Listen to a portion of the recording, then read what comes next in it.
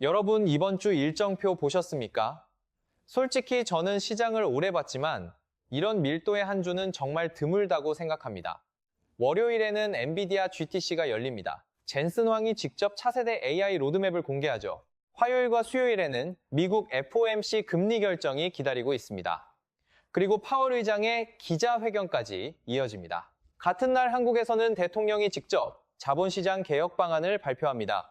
금요일에는 미국 내마녀의 날까지 겹쳐 있어요. 여기에 끝이 아닙니다. 지금 이 모든 이벤트 뒤에는 미국과 이란의 충돌 가능성, 호르무즈 해협 긴장, 그리고 배럴당 100달러를 넘어선 국제 유가가 깔려 있습니다. 쉽게 말해 시장이 지금 시험을 한 과목 보는 게 아닙니다. 월요일부터 금요일까지 매일 다른 시험이 연속으로 터지고 있는 거예요. AI, 금리, 전쟁, 유가, 옵션 만기, 정부 정책까지 모든 변수가 한꺼번에 몰려오고 있습니다. AI 고보원이 고로 보곤을 방다느는 거더라. AI, 금리, 전쟁, 정부 정책까지 모든 변수가 한꺼번에 몰려오고 있습니다. 그리고 지금 시장은 이미 극도로 예민한 상태입니다. 코스피는 불과 며칠 전까지만 해도 5,700선을 바라보던 시장이 순식간에 무너졌습니다. 삼성전자는 22만 원에서 장중 16만 원대까지 밀렸고 미국 SP500도 고점 대비 크게 조정을 받았습니다. 공포지수인 VIPX는 다시 급등했고 국제유가는 중동 전쟁 우려 속에서 100달러를 돌파했습니다. 투자자들은 지금 무엇을 가장 두려워하고 있을까요? 단순한 조정이 아닙니다. 시장이 통제력을 잃는 순간을 두려워하고 있는 겁니다. 왜냐하면 지금은 좋은 뉴스 하나만으로 시장이 반등하는 구간이 아니기 때문입니다. 엔비디아가 강한 AI 비전을 보여줘도 전쟁이 터지면 무너질 수 있고 FED가 비둘기파적으로 나와도 유가가 폭등하면 다시 흔들릴 수 있습니다. 모든 이벤트가 서로 연결돼 있고 어느 하나만 삐끗해도 시장 전체가 크게 흔들릴 수 있는 상황입니다. 그래서 저는 이번 주를 단순한 이벤트 위크라고 생각하지 않습니다. 이번 주는 시장이 누가 준비된 투자자인지 시험하는 시간에 더 가깝다고 봅니다. 공포 속에서 아무 계획 없이 흔들리는 사람은 무너질 수 있고 반대로 시나리오를 준비한 투자자는 오히려 큰 기회를 잡을 수도 있습니다.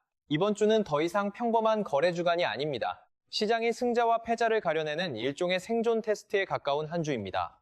그런데 여기서 많은 분들이 헷갈려 하십니다. AI 산업은 여전히 뜨겁고 엔비디아는 사상 최고 수준의 영향력을 보여주고 있는데 왜 시장은 이렇게 무너지고 있는 걸까요? 왜 삼성전자는 AI 기대감이 살아있는데도 22만 원에서 16만 원대까지 밀려버렸고 코스피는 순식간에 수백 포인트가 빠졌을까요? 이걸 이해하려면 지금 시장이 단순히 AI가 좋냐 나쁘냐만 보고 움직이는 구간이 아니라는 걸 먼저 이해하셔야 합니다. 현재 시장은 4가지 거대한 공포 사이에 동시에 끼어 있습니다.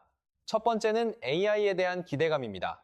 엔비디아 GTC와 베라루빈, HBM사, AI 인프라 투자 확대 같은 뉴스들은 분명히 장기적으로 시장의 긍정적인 재료입니다. 특히 삼성전자와 SK하이닉스 같은 반도체 기업 입장에서는 AI 수요 확대가 엄청난 기회가 될 수 있다는 기대가 살아있죠. 그런데 동시에 두 번째 공포가 시장을 짓누르고 있습니다. 바로 전쟁입니다. 지금 호르무즈 해협 긴장이 커지면서 국제 유가가 급등하고 있잖아요. 유가는 단순한 숫자가 아닙니다. 유가가 오르면 물류비가 오르고 제조 원가가 오르고 결국 전 세계 물가가 다시 자극됩니다. 시장이 가장 두려워하는 건 AI 시대가 아니라 고유가 속 고금리 장기화입니다. 세 번째는 FED입니다. 지금 시장은 단순히 금리 자체보다 연준이 앞으로 어떤 태도를 취할지를 극도로 민감하게 보고 있습니다. 왜냐하면 AI 산업은 생각보다 훨씬 돈을 많이 먹는 산업이기 때문입니다. 데이터 센터를 짓고 GPU를 수만 장씩 깔고 전력을 공급하려면 결국 막대한 유동성이 필요합니다. 그런데 금리가 높게 유지되면 이 AI 투자 사이클 자체가 느려질 수 있다는 불안감이 시장 안에 깔려 있는 겁니다. 그리고 마지막 4번째 공포가 바로 인플레이션입니다. 특히 지금처럼 유가가 다시 100달러를 넘어가기 시작하면 시장은 혹시 물가가 다시 살아나는 거 아니야? 라는 걱정을 하기 시작합니다. 만약 인플레이션이 다시 튀어오르면 페드는 금리를 쉽게 내릴 수 없게 되고 그 순간 성장주 전체 밸류에이션이 다시 압박을 받을 수 있습니다. 즉, 지금 시장은 AI 기대감 하나만으로 움직이는 시장이 아닙니다. AI 낙관론과 전쟁 리스크, FED 불안, 유가발 인플레이션 공포가 서로 충돌하고 있는 굉장히 복잡한 시장입니다. 그래서 최근 시장 흐름을 보면 좋은 뉴스가 나와도 주가가 잘 못 가고 작은 악재 하나에도 시장이 크게 흔들리는 현상이 반복되고 있는 겁니다. 쉽게 비유하면 지금 시장은 폭풍우 속에서 페라리를 몰고 있는 상황에 가깝습니다. 엔진 성능은 역사상 최고 수준입니다. AI라는 강력한 성장 동력이 존재하니까요. 그런데 문제는 도로 상황이 너무 불안정하다는 겁니다. 비바람이 몰아치고 시야는 흐려지고 언제 어디서 사고가 날지 모르는 상태인 거죠. 그리고 바로 그 폭풍의 중심에 지금 FED가 서 있습니다. 그래서 이번 주 시장의 진짜 핵심은 결국 FOMC입니다. 많은 분들이 아직도 FOMC를 단순히 금리 올리냐 내리냐 결정하는 회의 정도로 생각하시는데 지금 시장은 그런 단순한 단계가 아닙니다. 솔직히 이번 회의에서 금리를 동결할 가능성은 시장이 거의 확신하고 있어요. 문제는 현재 금리가 아닙니다. 시장은 이미 미래를 보고 움직이고 있습니다. 정확히 말하면 연준이 앞으로 금리를 몇 번이나 내릴 수 있을지 그 가능성을 보고 있는 겁니다. 여기서 반드시 이해하셔야 하는 게 바로 점도표입니다. 뉴스에서는 자주 나오는데 정확히 뭔지 헷갈려하는 분들 많으시죠? 점도표는 쉽게 말하면 연준 위원들이 나는 올해 금리가 이 정도 될 것 같다라고 예상하는 숫자를 점 하나로 찍어 놓은 표입니다. 별거 아닌 것처럼 보이지만 시장은 그 점 하나에 엄청나게 민감하게 반응합니다. 왜냐하면 그 점이 곧 앞으로의 유동성 방향을 의미하기 때문입니다. 예를 들어 작년까지만 해도 시장은 올해는 금리 인하 사이클이 시작된다라는 기대를 굉장히 강하게 갖고 있었습니다. 그런데 최근 상황이 달라졌죠. 유가가 다시 $100를 넘어가고 중동 리스크가 커지면서 인플레이션 우려가 다시 살아나고 있습니다. 시장은 지금 가장 두려워하는 겁니다. 혹시 FED가 금리를 생각보다 오래 안 내리는 거 아닐까? 심지어 다시 매파적으로 변하는 거 아닐까 하고 말입니다. 왜 이게 중요하냐면 현재 미국 증시는 AI 기대감 위에 서 있는 시장이기 때문입니다. 특히 엔비디아와 빅테크, 반도체 같은 성장주는 미래 성장 기대를 먹고 움직이는 자산입니다. 그런데 금리가 높게 유지되면 미래 가치 할인율이 올라가고 결국 성장주의 밸류에이션이 압박받게 됩니다. 그래서 시장은 현재 실적보다도 FED가 앞으로 무슨 말을 할지를 훨씬 더 중요하게 보고 있는 겁니다. 지금 시장은 크게 두 가지 시나리오를 생각하고 있습니다. 첫 번째는 비둘기파 시나리오입니다. 만약 파월 의장이 최근 유가 상승은 일시적이다, 기조 인플레이션은 안정적이다 같은 표현을 사용하면서 올해 금리 인하 가능성을 유지한다면 시장은 굉장히 안도할 가능성이 큽니다. 특히 AI와 반도체 같은 성장주에는 다시 강한 매수세가 들어올 수 있습니다. 왜냐하면 시장은 그 순간 AI 투자 사이클이 아직 살아있다라고 해석할 가능성이 높기 때문입니다. 반대로 두 번째는 매파 시나리오입니다. 만약 점도표에서 올해 금리 인하 횟수가 줄어들거나 파월이 인플레이션 리스크를 강하게 언급하기 시작하면 상황은 완전히 달라질 수 있습니다. 특히 최근 월가에서는 파월이 양방향이라는 표현을 사용할 가능성까지 이야기하고 있습니다. 즉, 필요하다면 금리를 내리는 게 아니라 다시 올릴 수도 있다는 의미죠. 만약 이런 메시지가 실제로 나오면 시장 충격은 생각보다 훨씬 클 수 있습니다. 왜냐하면 지금 시장은 이미 AI 낙관론 위에 너무 많은 기대를 쌓아놓은 상태이기 때문입니다. 그런데 FED가 그 기대의 기반이 되는 유동성을 흔들기 시작하면 시장 전체가 다시 급격하게 흔들릴 수 있습니다. 그래서 최근 투자자들은 기업 실적 발표보다도 파월의 한 문장 한 문장에 훨씬 더 민감하게 반응하고 있는 겁니다. 결국 지금 시장에서 가장 강력한 변수는 엔비디아도 아니고 삼성전자도 아닐 수 있습니다. 바로 FED입니다. 그리고 지금 같은 시장에서는 파월의 말 한마디가 웬만한 기업 실적 발표보다 훨씬 더 강한 힘을 갖고 움직이고 있습니다. 그리고 FED와 함께 이번 주 시장의 또 다른 중심에는 엔비디아 GTC가 있습니다. 그런데 여기서 중요한 건 이제 GTC가 단순한 기술 행사 수준이 아니라는 겁니다. 과거에는 개발자 컨퍼런스 정도로 보는 시각도 있었지만 지금 시장에서 GTC는 사실상 AI 산업 전체의 방향과 밸류에이션을 결정하는 이벤트에 가까워졌습니다. 쉽게 말해 AI 업계의 월드컵 같은 존재가 된 겁니다. 왜 이렇게까지 중요해졌을까요? 지금 글로벌 증시는 상당 부분 AI 기대감 위에 올라와 있기 때문입니다.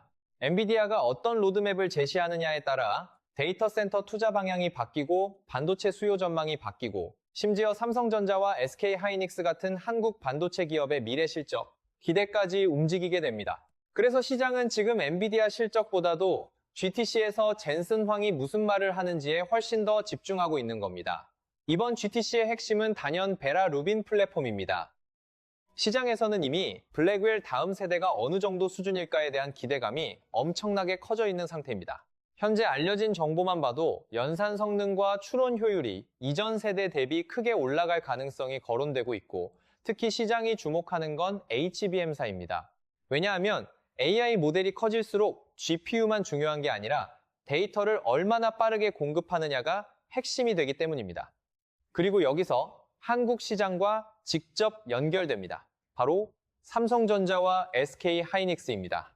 베라 루빈이 본격적으로 HBM사 기반으로 움직이기 시작하면 결국 고대 역폭 메모리 수요는 폭발적으로 증가할 가능성이 높습니다. 지금까지는 SK하이닉스가 HBM 시장을 주도한다는 평가가 강했지만 삼성전자 역시 AI 메모리 공급망 안에서 다시 존재감을 확대하려 하고 있습니다. 그래서 최근 삼성전자 주가가 크게 무너졌음에도 시장 일부에서는 이번 GTC가 삼성전자의 AI 내러티브를 다시 살릴 수 있는 계기가 되는 것 아니냐는 기대가 나오는 겁니다. 특히 지금 삼성전자는 단순한 메모리 회사가 아니라 AI 공급망 핵심 기업으로 다시 평가받고 싶어하는 시기에 들어와 있습니다. 만약 젠슨 황이 HBM사 확대와 차세대 AI 인프라 투자를 강하게 언급한다면 시장은 다시 삼성전자와 SK하이닉스를 AI 중심주로 재평가할 가능성이 있습니다.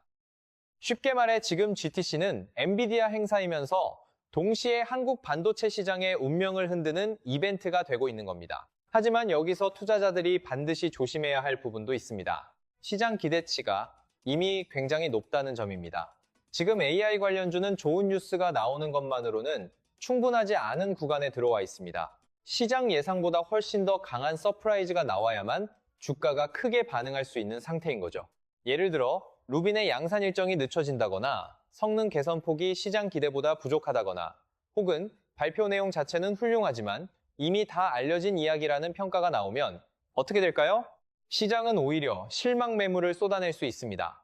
흔히 말하는 소문의 사고 뉴스의 판다가 현실이 되는 겁니다.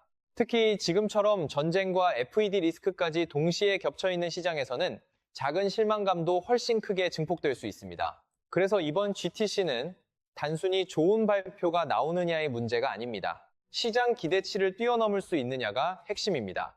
결국 지금 AI 시장에서는 단순한 호재보다 예상을 얼마나 초과하느냐가 훨씬 중요해지고 있습니다.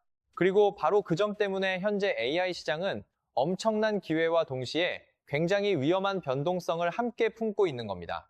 때로는 AI 시장에서는 나쁜 뉴스보다 충분히 좋지 못한 좋은 뉴스가 더 위험할 수도 있습니다. 그런데 여기서 시장이 진짜로 두려워하는 건 단순한 악재 하나가 아닙니다. 시장이 가장 무서워하는 건 통제력을 잃는 순간입니다. 그리고 바로 그 위험을 키우고 있는 숨은 변수 중 하나가 이번 주 금요일에 기다리고 있는 내마녀의 날입니다. 많은 분들이 이름만 들어보셨지 정확히 어떤 날인지 잘 모르시는 경우가 많습니다. 내마녀의 날은 주가지수 선물, 주가지수 옵션, 개별 주식 선물, 개별 주식 옵션 이 네 가지 파생 상품 만기일이 동시에 겹치는 날입니다. 쉽게 말해 시장 안에 쌓여있던 거대한 계약들이 한꺼번에 정리되는 날이라고 보시면 됩니다. 평소에도 내마녀의 날은 변동성이 굉장히 큰 이벤트입니다. 왜냐하면 기관과 헤지펀드들이 만기를 맞춰 포지션을 정리하거나 새로 구축하는 과정에서 엄청난 거래량이 한꺼번에 터지기 때문입니다. 그런데 이번에는 상황이 평소와 완전히 다릅니다. GTC와 FOMC, 전쟁 리스크까지 모든 이벤트가 겹친 상태에서 내마녀의 날이 찾아오기 때문입니다. 쉽게 비유하면 평소에는 잔잔한 바다 위에서 큰 배들이 방향을 바꾸는 정도였다면 이번에는 태풍 한가운데서 거대한 선박들이 동시에 움직이는 상황에 가깝습니다. 작은 충격 하나에도 시장이 크게 흔들릴 가능성이 있는 겁니다. 특히 최근 시장에서는 풋옵션, 즉 하락에 베팅하는 포지션이 굉장히 많이 쌓여 있다는 분석이 나오고 있습니다. 만약 시장이 예상보다 덜 나쁘게 흘러가면 이 하락 베팅 포지션들이 한꺼번에 되돌려지면서 강한 쇼커버링 랠리가 나올 수도 있습니다. 반대로 악재가 겹치면 변동성이 폭발적으로 확대될 가능성도 있습니다. 결국 이번 내마녀의 날은 단순한 옵션 만기일이 아니라 시장 에너지가 한꺼번에 터질 수 있는 구간인 셈입니다. 그런데 사실 시장이 더 무서워하는 건 따로 있습니다. 바로 중동 전쟁입니다. 지금 호르무즈 해협 상황은 생각보다 훨씬 민감합니다. 왜냐하면 전 세계 원유 수송의 핵심 길목이 바로 이 지역이기 때문입니다. 만약 미국과 이란 사이 충돌이 실제 군사 충돌 수준으로 번지게 되면 시장은 단순한 지정학 리스크 정도로 반응하지 않을 가능성이 큽니다. 지금도 유가는 이미 $100를 넘어섰습니다. 그런데 만약 호르무즈 봉쇄 우려가 현실화되거나 미군과 이란군이 직접 충돌하는 상황까지 나온다면 시장에서는 $110, 심지어 $120 유가 시나리오까지 이야기하기 시작할 수 있습니다. 그렇게 되면 상황은 완전히 달라집니다. 왜냐하면 그 순간부터는 AI도 GTC도 FED도 전부 뒤로 밀려날 수 있기 때문입니다. 유가 폭등은 단순한 에너지 문제가 아닙니다. 글로벌 인플레이션을 다시 자극하고 금리 인하 기대를 무너뜨리고 소비 심리와 기업 투자까지 동시에 압박할 수 있는 변수입니다. 즉, 지금 시장 위에 떠있는 AI 낙관론 자체를 흔들 수 있는 리스크인 겁니다. 그래서 최근 시장이 굉장히 예민하게 움직이는 이유도 여기에 있습니다. 좋은 뉴스가 나와도 투자자들이 쉽게 안심하지 못하는 겁니다. 모두가 머릿속으로 같은 질문을 하고 있기 때문입니다. 혹시 전쟁이 더 커지는 거 아니야? 결국 이번 시장의 가장 큰 변수는 단순한 실적이나 기술 발표가 아닐 수도 있습니다. 오히려 시장은 지금 통제 가능한 위기냐 아니냐를 보고 있는 겁니다. 만약 상황이 통제된다고 느껴지면 시장은 생각보다 빠르게 반등할 수도 있습니다. 하지만 통제력을 잃는 순간 투자 심리는 급격하게 무너질 수 있습니다. 그래서 지금 같은 시장에서는 단 하나의 뉴스가 전체 분위기를 완전히 뒤집어 버릴 수도 있습니다. 어쩌면 호르무즈 해협에서 날아가는 미사일 한 발이 엔비디아 GTC도 FED도 시장의 모든 낙관론도 한순간에 지워버릴 수 있는 겁니다. 그런데 이번 주 시장에는 전쟁과 FED, 엔비디아만 있는 게 아닙니다. 한국 시장 안에서는 또 하나 굉장히 중요한 이벤트가 기다리고 있습니다.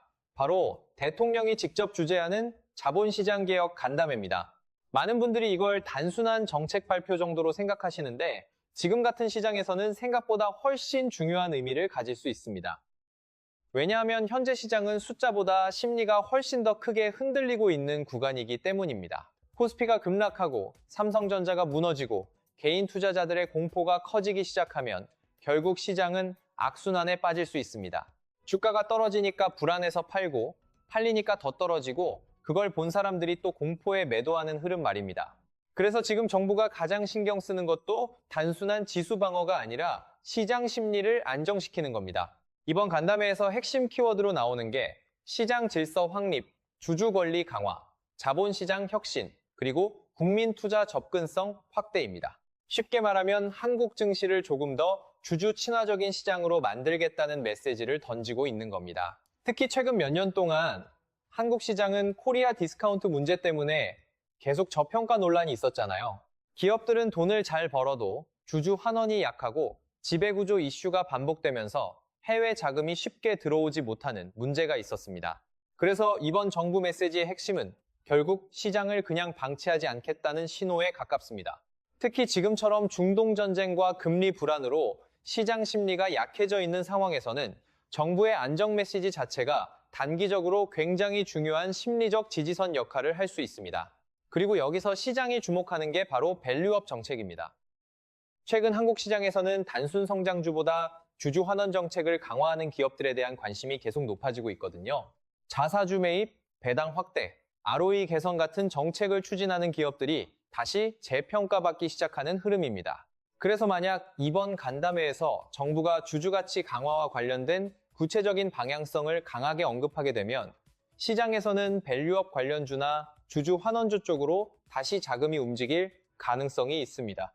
특히 최근처럼 변동성이 큰 시장에서는 안정적인 배당과 현금 흐름을 가진 기업들이 다시 방어주 역할을 하게 될 가능성도 커지고 있습니다. 물론 정책 하나만으로 시장 전체 흐름을 완전히 바꾸기는 어렵습니다. 결국 글로벌 시장 방향은 FED와 유가, AI 투자 사이클이 더 크게 좌우할 가능성이 높습니다. 하지만 중요한 건 지금 시장이 굉장히 불안정한 상태라는 점입니다. 이런 구간에서는 정부의 메시지 하나도 투자 심리를 흔드는 중요한 변수로 작용할 수 있습니다. 결국 이번 자본시장 개혁 간담회의 진짜 의미는 단순한 정책 발표가 아닙니다. 시장의 패닉셀링을 막겠다는 심리적 신호를 보내는데 더 가까운 이벤트라고 볼 수 있습니다. 자, 그렇다면 이제 가장 중요한 이야기를 해야 합니다. 이렇게 복잡한 시장에서 우리는 실제로 어떻게 움직여야 할까요? 많은 투자자들이 이런 시기만 오면 하나의 방향을 맞추려고 합니다. 이번엔 무조건 오른다. 아니면 이번엔 큰 폭락이다. 그런데 솔직히 지금 같은 시장에서 미래를 하나로 단정하는 건 굉장히 위험합니다. 왜냐하면 변수 자체가 너무 많기 때문입니다. FED, GTC, 유가, 전쟁, 옵션 만기까지 어느 하나만 예상과 달라져도 시장 방향이 완전히 바뀔 수 있습니다. 그래서 지금 필요한 건 예측이 아니라 시나리오입니다. 쉽게 말하면 한 방향에 올인하는 게 아니라 여러 갈래 길을 미리 준비해 두는 겁니다. 비 오는 날 우산만 들고 나가는 것도 위험하고 선글라스만 챙기는 것도 위험하잖아요. 둘 다 준비해 두면 날씨가 어떻게 변해도 당황하지 않습니다. 지금 시장도 똑같습니다. 준비된 투자자는 흔들리지 않지만 한 방향만 믿고 들어간 사람은 작은 변수 하나에도 크게 흔들릴 수 있습니다. 먼저 첫 번째는 낙관 시나리오입니다. 가장 시장이 좋아하는 그림이죠. 파월 의장이 생각보다 비둘기파적으로 나오고 유가 상승을 일시적인 충격 정도로 평가합니다. 점도표에서도 올해 금리 인하 가능성이 유지됩니다. 동시에 엔비디아 GTC에서 베라 루빈 성능이 시장 기대를 뛰어넘고 HBM4 확대 로드맵이 강하게 제시됩니다. 여기에 중동 긴장까지 조금 완화되면서 유가가 안정되기 시작하면 어떻게 될까요? 그 순간 시장은 다시 AI 랠리 쪽으로 강하게 움직일 가능성이 있습니다. 특히 최근 크게 조정을 받았던 반도체와 AI 관련주들이 가장 먼저 반등 탄력을 받을 수 있습니다. 삼성전자와 SK하이닉스 역시 다시 AI 수혜주 내러티브 중심으로 들어올 가능성이 높습니다. 이런 시나리오에서는 현금 비중을 조금 줄이면서 반도체와 AI 관련주를 분할 매수하는 전략이 유효할 수 있습니다. 중요한 건 한 번에 몰빵하는 게 아니라 시장이 실제로 방향을 확인해 주는지 보면서 천천히 비중을 늘려가는 겁니다. 두 번째는 중립 시나리오입니다. 어쩌면 현실적으로 가장 가능성이 높은 그림일 수도 있습니다. FED는 예상대로 금리를 동결하고 파월도 특별히 강한 매파나 비둘기파 메시지를 내지 않습니다. GTC 역시 나쁘진 않지만 시장 기대를 폭발적으로 뛰어넘는 수준은 아닙니다. 전쟁도 완전히 끝나진 않지만 추가 확전 없이 현재 긴장 상태만 유지됩니다. 쉽게 말해 시장이 방향성을 강하게 정하지 못하는 상태가 이어지는 겁니다. 이런 경우에는 조급하게 움직이는 것보다 현금 비중을 일정 부분 유지하면서 관망하는 전략이 훨씬 중요해질 수 있습니다. 특히 내마녀의 날 이후 시장 변동성이 어느 정도 정리되는지 확인한 다음 움직여도 늦지 않을 가능성이 큽니다. 지금 시장은 너무 많은 이벤트가 겹쳐 있기 때문에 방향이 확실히 잡히기 전까지는 무리하게 베팅하지 않는 것도 중요한 전략입니다. 그리고 마지막 세 번째가 가장 위험한 비관 시나리오입니다. 만약 패디가 예상보다 훨씬 매파적으로 나오고 점도표에서 금리 인하 기대가 사라집니다. 파월이 인플레이션 위험을 강하게 언급하면서 시장 기대를 무너뜨립니다. 동시에 GTC에서 루빈 성능이나 로드맵이 기대에 못 미치고 여기에 중동 전쟁까지 확전되면서 유가가 $110 이상으로 폭등하기 시작하면 어떻게 될까요? 그 경우 시장은 단순 조정을 넘어 공포 장세로 들어갈 가능성이 있습니다. 특히 최근 AI와 반도체에 몰려있던 자금이 빠르게 빠져나오면서 성장주 변동성이 훨씬 커질 수 있습니다. 이런 상황에서는 무리하게 바닥을 잡으려 하기보다 현금 비중을 늘리고 방어적인 포지션을 강화하는 게 훨씬 중요해질 수 있습니다. 금, 에너지, 배당주 같은 방어자산 비중을 높이고 시장이 안정 신호를 줄 때까지 기다리는 전략이 더 유리할 가능성이 큽니다. 왜냐하면 시장이 가장 위험한 순간은 싸 보일 때가 아니라 공포 속에서 계속 무너질 때이기 때문입니다. 많은 투자자들이 폭락장에서 가장 많이 하는 실수가 있습니다. 계속 떨어지는 시장을 보면서 이 정도면 바닥 아니야? 라고 생각하는 겁니다. 그런데 진짜 약세장은 투자자 심리가 완전히 무너질 때까지 예상보다 훨씬 오래 이어질 수 있습니다. 그래서 지금 같은 시장에서는 맞추려 하지 마세요. 준비하세요. 지금 살아남는 투자자는 미래를 정확히 예언한 사람이 아니라 어떤 시나리오가 와도 대응할 준비가 되어 있는 사람일 가능성이 훨씬 높습니다. 그리고 무엇보다 중요한 건 공포 속에서 조급하게 바닥을 잡으려 하지 않는 겁니다. 시장이 아직 두려움 속에서 떨어지고 있다면 억지로 손을 뻗기보다 먼저 살아남는 것이 훨씬 중요할 수 있습니다. 여러분, 시장은 늘 반복됐습니다. 사람들은 매번 이번에는 다르다라고 말하지만 막상 시간이 지나고 나면 역사는 놀라울 정도로 비슷한 패턴을 반복해왔습니다. 지금 시장이 겪고 있는 공포 역시 완전히 새로운 일이 아닐 가능성이 큽니다. 1990년 걸프전 당시를 한번 떠올려 보겠습니다. 당시 이라크의 쿠웨이트 침공 이후 국제 유가는 폭등했고 SP500은 단기간에 거의 17% 가까이 급락했습니다. 시장은 패닉 상태에 빠졌고 사람들은 이제 끝났다는 말을 반복했습니다. 그런데 흥미로운 건 시장 바닥이 전쟁이 끝난 시점이 아니라 유가가 정점을 찍은 시점 근처에서 만들어졌다는 겁니다. 공포는 여전히 남아 있었지만 시장은 이미 미래를 먼저 보기 시작했던 거죠.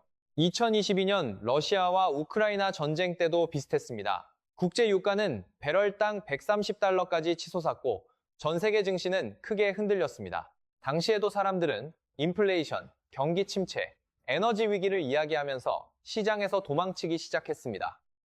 그런데 돌이켜보면 바로 그 극단적인 공포의 순간이 오히려 장기적으로는 가장 강한 매수 기회 중 하나였던 경우가 많았습니다. 왜 이런 일이 반복될까요? 시장은 항상 현재보다 미래를 먼저 반영하기 때문입니다.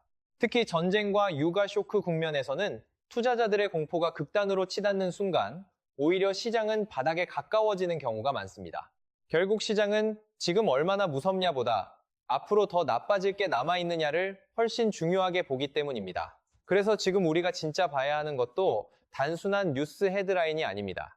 유가가 어디서 꺾이기 시작하는지, 공포가 어디서 극단으로 치닫는지, 시장이 언제 최악을 이미 가격에 반영하기 시작하는지를 봐야 합니다.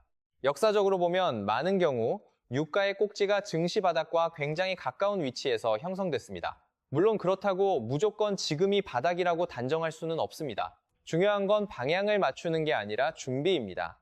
위기 속에서 가장 크게 무너지는 사람들은 보통 시장을 잘못 예측한 사람이 아니라 아무 계획 없이 감정적으로 움직인 사람들인 경우가 많습니다. 워런 버핏은 이런 말을 했습니다. 다른 사람들이 두려워할 때 탐욕을 부려라.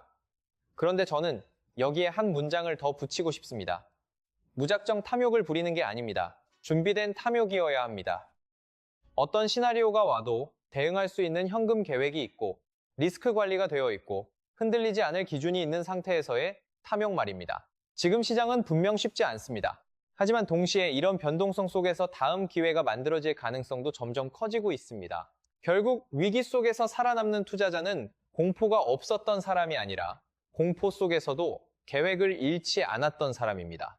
오늘 영상이 여러분의 이번 투자 판단에 조금이라도 도움이 되셨다면 좋아요와 구독 한 번씩 부탁드리겠습니다. 그리고 댓글로 여러분은 이번 시장을 어떻게 보고 계신지 남겨주세요.